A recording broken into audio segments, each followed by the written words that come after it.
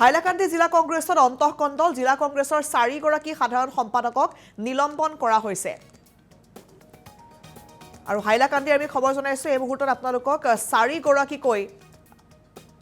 সাধাৰণ সম্পাদকক নিলম্বন কৰা হৈছে এপিসিসিৰ সভাপতি গৌৰৱ গগৈৰ নিৰ্দেশত নিলম্বন কৰা হৈছে আটাইকে গৰাকী নিলম্বিত জাহানুদ্দিন বৰভূয়া সাৰিম সাদিউল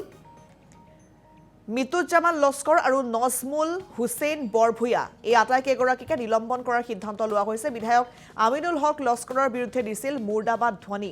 বিধায়ক গৰাকী কংগ্ৰেছ ভৱনৰ পৰাও খেদি পঠিয়াইছিল 4 জনে আৰু এই ঘটনা হোৱাৰ পাছতেই গৌৰৱ গগৈয়ে নিৰ্দেশ জাৰি কৰিছিল এই আটাইকে গৰাকী প্ৰদেশ কংগ্ৰেছৰ কৰ্মৰত জিলা সম্পাদক আটাইকে গৰাকীকে ইতিমধ্যে নিলম্বন কৰা হৈছে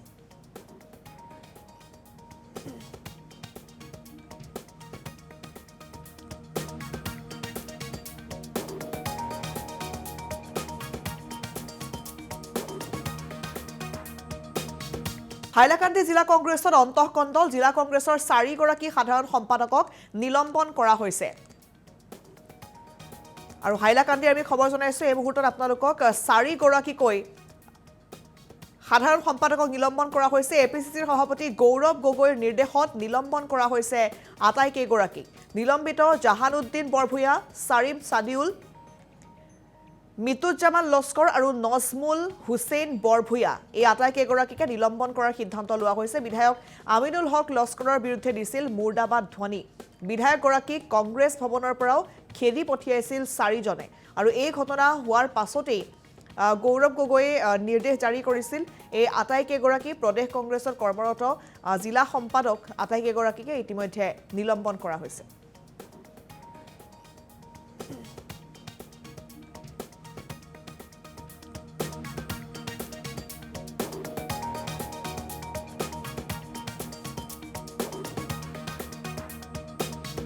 হাইলাকান্দি জিলা কংগ্ৰেছৰ অন্তঃকণ্ডল জিলা কংগ্ৰেছৰ 4 গৰাকী সাধাৰণ সম্পাদকক নিলম্বন কৰা হৈছে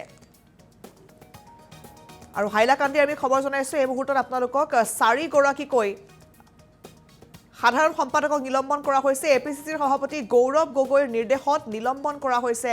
আটাইকে গৰাকী নিলম্বিত জাহানুদ্দিন বৰভূয়া সাৰিম সাদিউল মিতুজ্জামান লস্কৰ আৰু নজমুল হুছেইন বৰভূয়া এই আটাইকে গৰাকীকে নিলম্বন কৰাৰ সিদ্ধান্ত লোৱা হৈছে বিধায়ক আমিনুল হক লস্কৰৰ বিৰুদ্ধে দিছিল মুৰ্দাবাদ ধ্বনি বিধায়ক গৰাকী কংগ্ৰেছ ভৱনৰ পৰাও খেদি পঠিয়াইছিল 4 জনে আৰু এই ঘটনা হোৱাৰ পাছতেই গৌৰৱ গগৈয়ে নিৰ্দেশ জাৰি কৰিছিল এই আটাইকে গৰাকী প্ৰদেশ কংগ্ৰেছৰ কৰ্মৰত জিলা সম্পাদক আটাইকে গৰাকীকে ইতিমধ্যে নিলম্বন কৰা হৈছে